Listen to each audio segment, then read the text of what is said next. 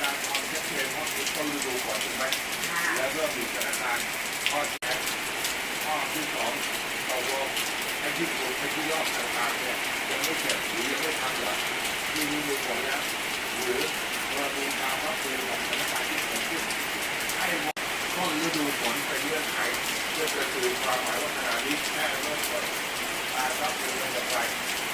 อาจจะเป็นเรื่องข้อความที่โดนแทงขึ้นมา